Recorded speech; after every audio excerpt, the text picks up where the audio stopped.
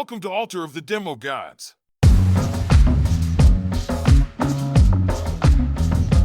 If you're wondering what advice from two experienced sales engineers sounds like, it's a little like this. Welcome back to Altar of the Demo Gods. I'm Keith Wilson, joined by my friend and co-host, John Morton. John, how's it going? Welcome.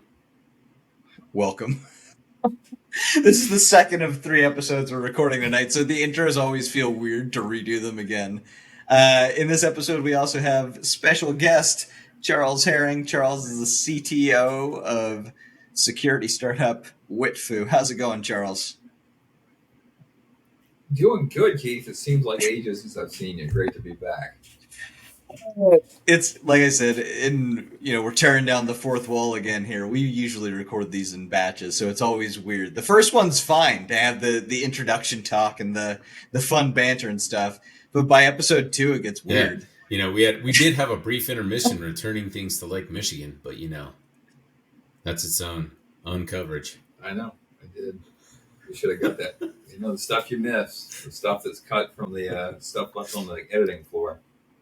So in the last episode, Charles joined us as well, and we talked about the sales, different stages of the sales cycle. So we talked about lead generation, qualification. We spent quite a bit of time talking about qualification because it is a pretty important part of this.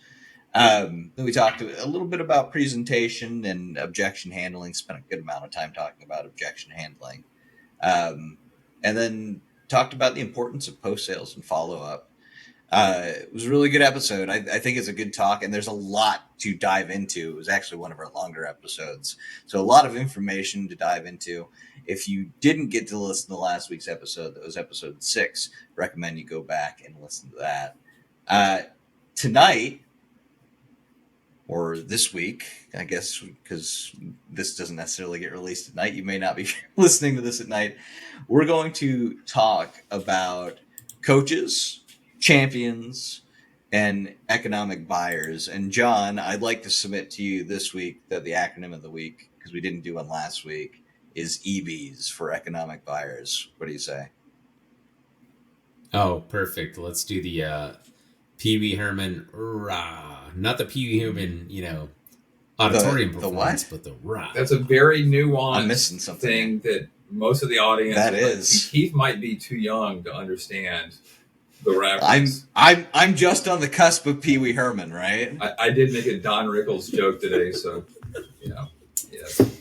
Poor Pee Wee Herman. May he rest in peace. Yeah, to Paul, but Charles Paul Rubin, understood the reference. R.I.P. to Pee Wee Herman. Long may he reign. So, needless to say, if you want to do some research later, just look up Pee Wee. No, nobody Google Pee Wee exposed. No. Don't plug that into AI. Don't plug it into the internet. No. Yeah.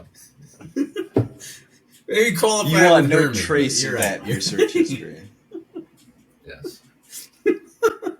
Use the library computer. Yeah, that's even better. Do it in public.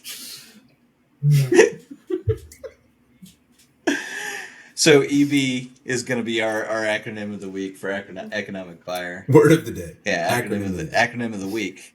And we probably talked about these terms a little bit before, but I want to dive deeper into them. And I think a lot of people have. There's a lot of confusion between the different terms, between who's a coach, who's a champion, who's an economic buyer, who's who in the zoo, as John likes to say. So let's start with coaches. John, what's a coach? And then we'll go to Charles. That is my go-to statement. So for reference, I'm not sure everyone can see here, but we have a book in front of me called The Qualified Sales Leader by John McMahon, where he very articulately describes a coach. But I'll summarize it in human terms first, and then we'll go into the sales math. A coach is someone who, let's say we've talked about this in the sales process, right? You meet somebody and they're telling you, Keith, I like what you're selling. It's really cool. I think it'd be a good fit for my organization. I'd like to get you engaged with the opportunity. Coaches are really good about telling you the things you need to hear. And they may be even saying, hey, Keith, I actually have this as a budgeted project. It's something I'm interested in buying. They may even tell you like the specifics. Here's the success criteria of it. So they are very good about giving salespeople, both sales engineering, and sales reps, happy ears. One of my favorite statements. A coach will always excite somebody when it comes to happy ears. Where they fall down, though, is the difference. Coaches have big dreams, generally without authority, right? Without any there sort you of go. authority or even necessarily any sort of political capital. That's exactly the within the difference, organization. right? Between a real coach and a real champion is normally a coach isn't politically aligned. You put a little pressure on them and you're asking, well, you have budget. Can you introduce me to who is actually signing the paperwork? And they're like, whoa, Keith, I'll stop. I've heard this term in meetings and it really bothers me being a former Navy guy, I'll stop. Charles, I know you want to chime in, but it kills me when they do this. That's when that's an indicator they're a coach. They're not politically aligned. They don't have the influence. They're not willing to make intros for you, right? They don't even have skin in the game. There's a lot of things that differentiate a coach from a champion.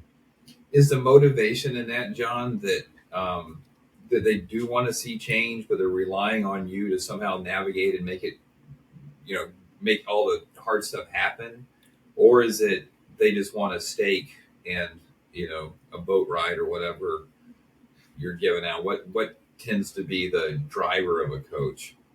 I'm about 2 whiskeys deep. And as we've mentioned before, Keith wanted to start a band called, 3 Fingers Deep.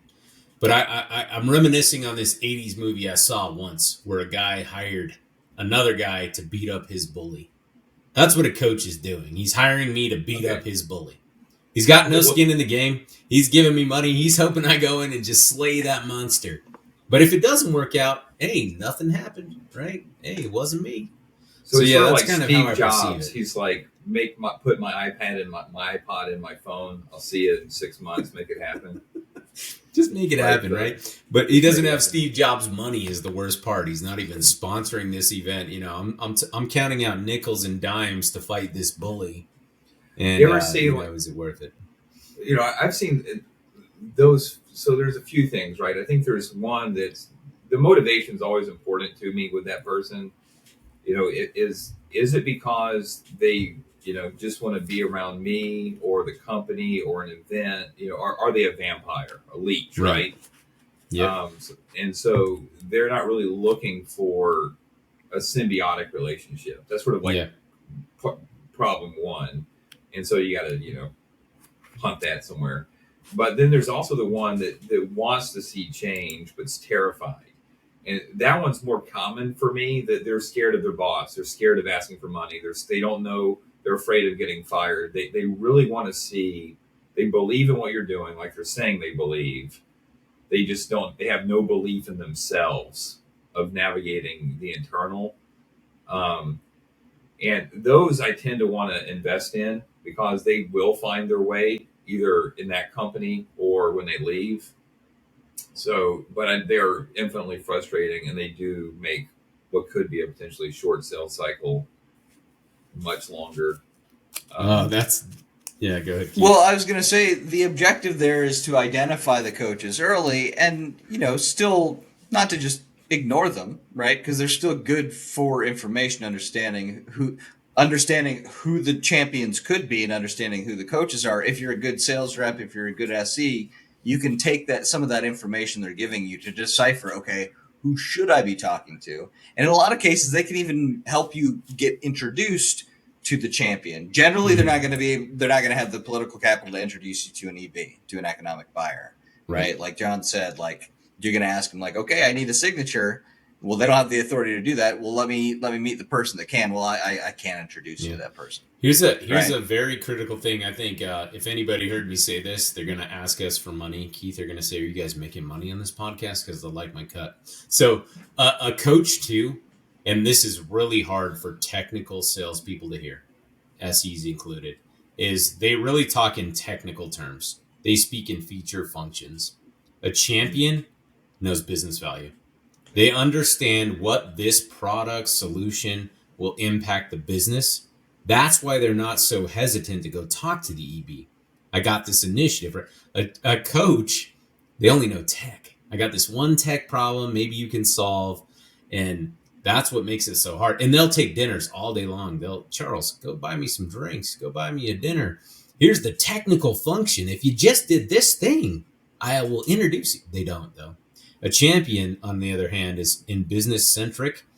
I'm driving revenue for this organization. Here's our business objective. And this is why I'm going to introduce you to the EB. So building a champion is critical. We'll go into that in a second, but that's a huge differentiator I've noticed over time. Yeah, I would say that champions and EBs both have visibility into the strategy, where a coach doesn't necessarily have visibility into, department or even corporate strategy of what's going on, where the economic buyer, even to an extent, the champion has been clued in because they have that relationship with the economic buyer as to what the overarching strategy is and how they can fulfill that, right? Their piece of that strategy. Correct. Well, I feel like the coach got a better title than they deserve. Shouldn't it be like the source? They're like good for giving you information in exchange for drinks. Should we let them be a coach? Maybe assistant coach, equipment handler. I'm not really comfortable letting this. He's on the team. He provides coach to people. Coach sounds pretty good until you really look at the next one up, and that's champion. Like, champion's pretty good. The one that got shortchanged, I think, is the economic buyer. I don't know. That one just sounds weird. In the Alabama football structure, the champions work for Coach Saban. So, being a boy from Alabama, that is a good point. They do get too much respect with that title of coach because it makes it sound like they can kind of steer direction. It's too much power in that title, but like they're coaching me. Like, what do I need you to coach me on? Right? It's really a source. The best thing they're going to do is tell me who can do something. Right? Is that they're really good about that too. I'll tell you that much. Every coach I've ever had, it's almost like they're really proud of that, Charles. Here's a little bit of info, Charles. Here's what I know. Now buy me some more drinks and another dinner, and I'll slide you more info. Right? You're right. Informer, source. Yeah, it's a better term because they are useful that way, and then it's just a matter of how do you engineer a meeting with the operative, the champion. The champion. Yeah. So how do you identify then, John? What are some dead giveaways that you got a champion instead of a coach or vice versa? Kind of like I said, man, if they understand strategy, right? And I'll pick on something I'm very familiar with, like strategy, some higher level objective where some executive, their economic buyer, is saying, these are my OKRs, our term from the last, couple episodes back. If they can align to that, or even just explain to me what their company does and makes, advances in whatever they do. I'm trying to be agnostic because we always think profit companies, organizations like Fed don't operate that way, but they have the same objective. Here's the higher level strategy. That's a key indicator to me of, a real champion. And always, like I mentioned in the last episode, they can identify where they fit in that as well.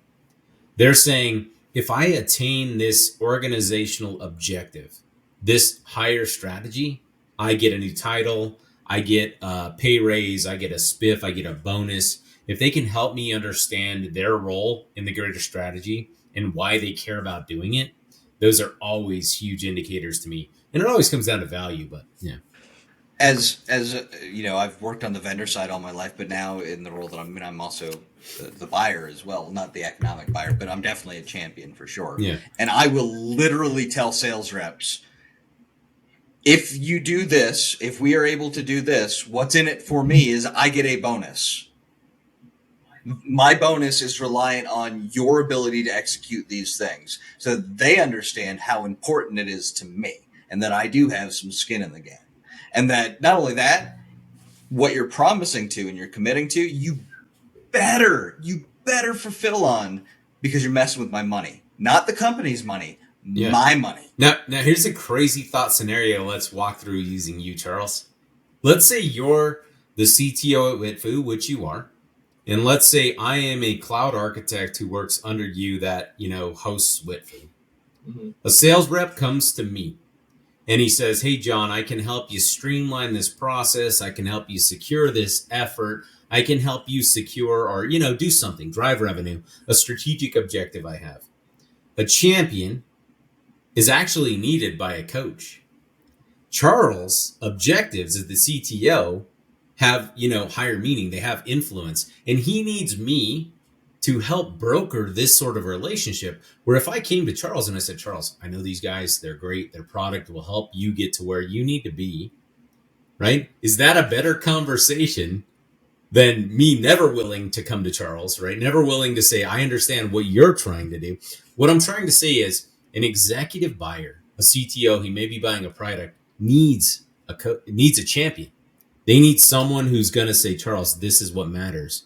Yeah. Have you ever had that experience, Charles? Well, I mean, there's two flows, right? I mean, I staff folks with, we've got a problem, we need to solve it and go find something, right? So there's and that's normally going to go to, I think, what we're calling a champion.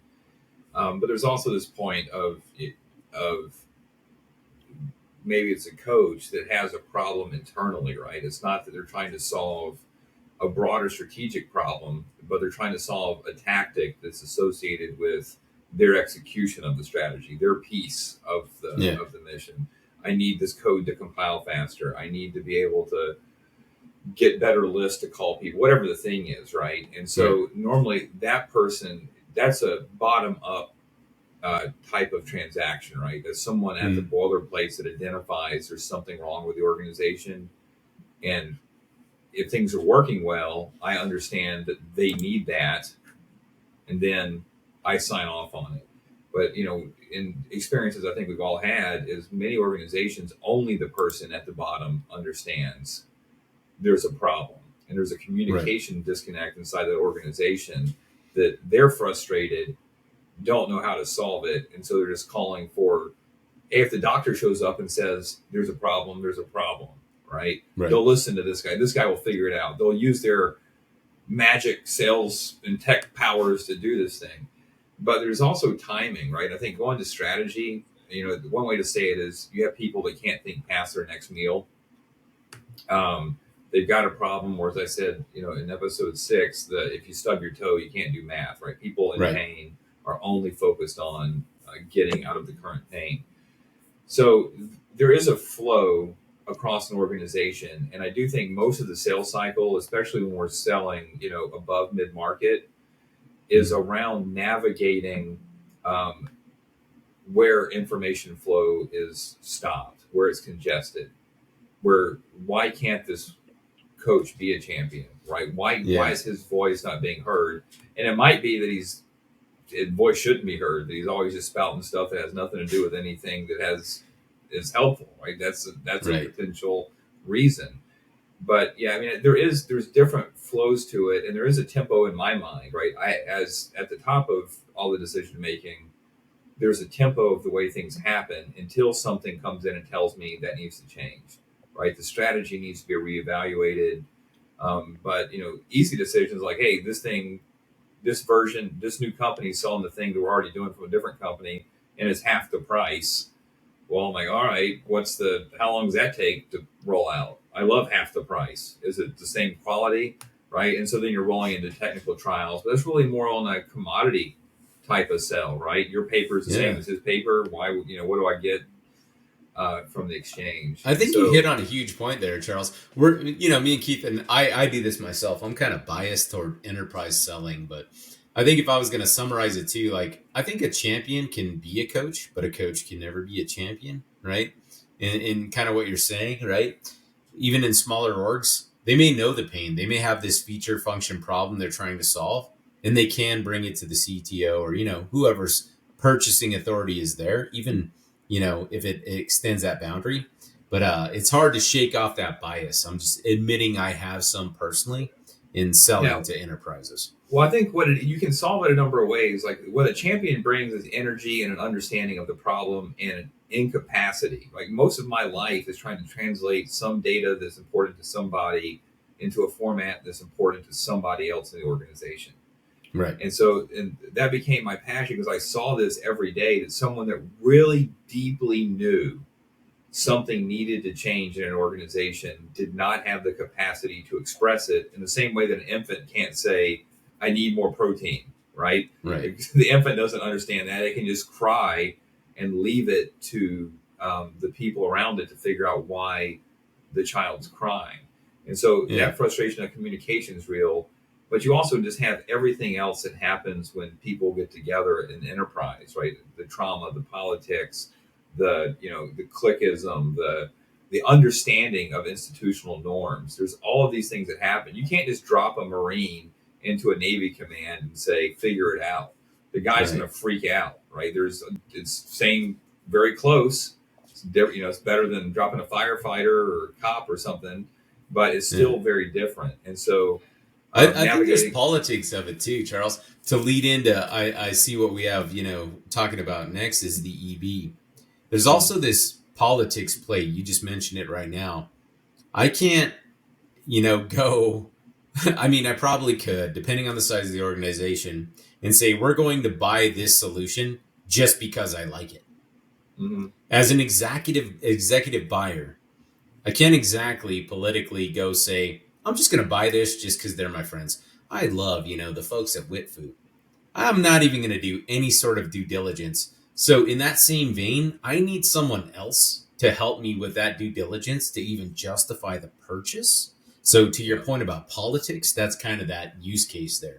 Even if the EB is your best friend, your nepotism neighbor, brother, politically that looks terrible. If you're going to say, I'm just going to buy this product just because. So you often need that champion in the company who's aligned with you, right? So I would say, at least for technical sales and software sales, the EBs rarely have the technical skill needed in order to evaluate whether the product's actually going to do what they want it to do or not. And you need that champion who should have that technical skill, and the coach who wants to be a part of the process. You need them to do that technical validation. Dude, it's required. When I used to work in finance, 100%. Good. Sorry, Charles. I mean, the best sales cycles are, we're describing sort of a bottom-up sales cycle where you're starting at the grunt, the coach, the guy that has no juice, and you're trying to pivot from that person to get to the top. And I do still believe those are the best, most sustainable relationships,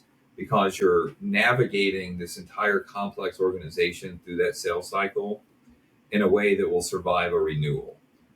Whereas you flip that, and it's some guy meets me on an airplane, and I'm sitting in first class flying back from some conference, and he thinks our WitFood is the best thing ever, and he's like, go buy some WitFood. And to your point, John, it shouldn't happen. It happens. I had some talk with the CEO, and next thing, they didn't even try it. Ordering it, I got every person in that organization hates me, hates what we're selling, doesn't know what it is. And so a win is a win, but it's a terrible win. Yeah, and so I'm trying to fix a relationship that's starting out very precarious because the guy that owns the budget believes in the whatever pros I told him, but no one has figured out, well, does this even fit in here? We're on empirical and it's metric, so all of those things, it's really important to do both, right? You have to get executive buy-in, and just closing the loop on the coach. Sometimes the coach can be solved without a champion. So the deficiency of the coach is there's not a vouch, or there's not strategy. And so sometimes it can be a reselling partner that can bring in the help on that. Or it can be a consulting firm they use. And so there's sometimes, even though they don't have enough to move it, them plus something can.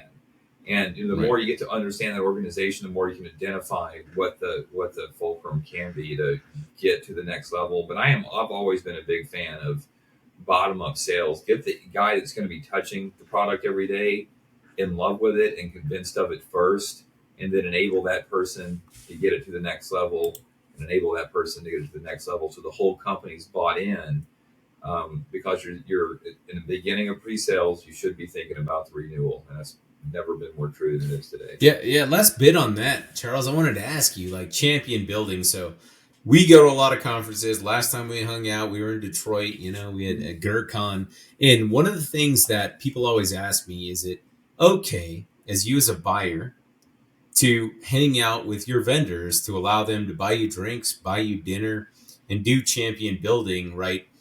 I honestly believe that's okay because you're just keeping that relationship stable. You have an investment in the solution. You should, entertain these things, whatever may be your forte, right? Obviously, ethical boundaries being what they are, but there's nothing wrong to me with building a relationship with a person who works on that vendor's side. And that's what normally, from the vendor perspective, we call champion building, right? We're buying someone drinks, we're taking them to events, whatever's acceptable in their terms. Do you ever see a problem with that sort of relationship? You know, Uh, so I mean, there's all kinds of problems with it, but I mean, I think there has to be some mechanism. Like as a rule, no. And I tell people if you don't accept the drinks from the vendor, that's a waste of a perfectly good vendor, right? But mostly it's an opportunity to understand because you're not going to be able to leverage. I bought you drinks, so give me a $500,000 right. purchase order. Like there's not any Mhm. reasonable person that thinks that's leverage, unless the night went really crazy and there's photos. But the extortion, by the way, not a great sales tactic. We don't want to end up on the losing end of Yeah, that. I got a story for that from someday. I didn't do it, but I was a firsthand witness to it. But there is this part. I mean, I think as as sales engineers, we think about things very technically, but the human buyer works off intuition and trust. Do I trust that this person is actually not going to, lie to me? That this Right. person is going to deliver on what they're saying they're going to do? And I think you have to get outside of a conference room in some setting. And, it can be golf. I hate golf, but people like to golf. You can go bowling or go to a bar or go to a karaoke. We did that in Grand Rapids at GurCon. And Yeah. so you can do things that give someone an opportunity to see you beyond your PowerPoint slide and your demo. And I do think that's important in all business is to understand at some level, in some capacity, who you're doing business with and whether or not we think it should be important or not. It is critically important. The human being is a very social animal. And we have to appeal to that first. I mean, before we ever get a chance to, push packets and bytes or software or widgets, we have to get a level of trust and comfort from the prospect before we ever have a chance to, have the conversation about the tech. Love it. So we're coming up near the end of this episode. I want to spend just a little bit more time talking about economic buyers, just because we really haven't touched on them that much. And defining an economic buyer is pretty easy. It's the guy or girl, the person that has the authority to sign the purchase order, to authorize and say, "Yep, we're going to buy this." Right? That is your economic buyer. What do you try and do to engage that economic buyer as early as possible in the sales process, and how do you identify when that time has come? When's the appropriate time to talk to that economic buyer? I'm going to go to Charles first, and then we'll go to John to wrap up. So Charles, I want to hear your thoughts on this first. So the champion and the technical guys are really focused on the tech, right? When you get to an executive buyer, they're really focused on a partnership. And I think, you mentioned this in episode 6, but the engineer's ability to offer, and to provide value beyond whatever is on the card, right? I hear what you're saying. This is understanding their strategic view, what's keeping them up at night, and how you can help their team in meeting those goals and dealing with that pain at a partnership level is critical. And I think, just having some talks with some partners this week that were treating a C-level, a CISO very transactionally. And I says, he feels like you're asking, do you need anything? But in the way that a waiter asks when he's trying to get you to get off the table and take the check, right? He's looking for an experience and for you to be there for him and to support what he's doing. So I think that part is very important, and it has to be slow rolled in a way. So I think it's also dangerous to get an economic buyer involved if you don't have to, don't do it. If the champion can handle it, let the champion handle it. Because the relationship with the champions, the demark's clearer. Your product needs to work. You need to answer the phone when I call. When you get into an executive relationship, the things that can happen. Hey, talk to me about your roadmap. Hey, where are you guys from? Can I meet your CFO? And it becomes a relationship thing, like dating someone, like meeting the parents and going deep. And it's a very powerful thing for the organization. But for the sales engineer, or for the sales team, it can be it can be a delaying component of the relationship. So for every business, it's worth it. But for the sales team, maybe not. If you're going to do it, be ready to do it right. You can't just show up with a pack of gum. It's going to be flowers. I think that's it right there, Charles. Yeah. You got to do it right. So again, my bias is always towards enterprise, right? I've always sort Captain Ahab, baby, whale hunting. You know how many people I tell that to, and they don't know who Captain Ahab is? Melville, my name is rolling over in his grave. Yeah, and I'm like, man, what in the world? Anyways, but it's not that great of a book. I'll just say it. It's not that great of a book, John. Like, I know it's important, but like at this point, we've written so many better books in American literature. It's relevant to the, just to the whale. Oh man, Twilight. I'm not saying I'm adult books, but and I don't read either. I'm assuming. I do have like 70,000 books I'm training in AI against, but I don't read. I don't have any time for that luxury. And trust me, I read at a snail's pace, man. I am special needs when it comes to reading, so I use the reference sparingly. But one thing I always ask, and I think is critically important, so I think of economic buyer as they have the discretionary budget. They literally sign the check. I think if you can't ask that one question, can I meet the EB, and are they aware of this project? There's a bunch of red flags. Like the person who's going to sign the check, if they can't tell me yes or no, I'm aware of this thing. They don't even have to meet me, to your point, Charles, but can somebody at least tell me that they're aware of what, we're trying to do here?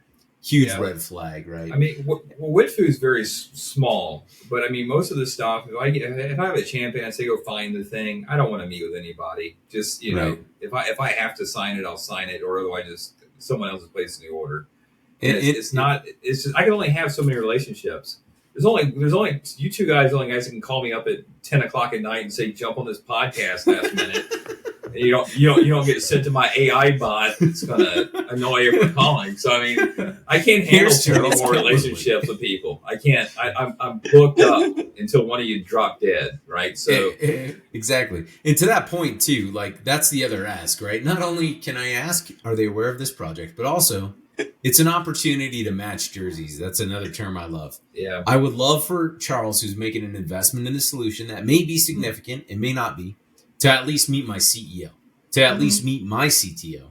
It's an opportunity to say, can we build that bridge to somebody who matters to you, Charles? Not a rep who may get fired in like 2 weeks or take another job in a month, but to somebody in this company who you're invested in. So I always like to think of that EB, right, as they got the budget. Do they know what we're asking for? And two, are they open to at least meeting somebody who matters at our company who they can call if everything goes sideways at midnight on Sunday, right? Yeah. I look at those two things as very critical to at least the deal. If the answer is no, the answer is no. But in most large organizations, it's also a networking opportunity to say, here's who we have at our company, matching jerseys, that matters. So to me, that's kind of what I think about with the EB ask.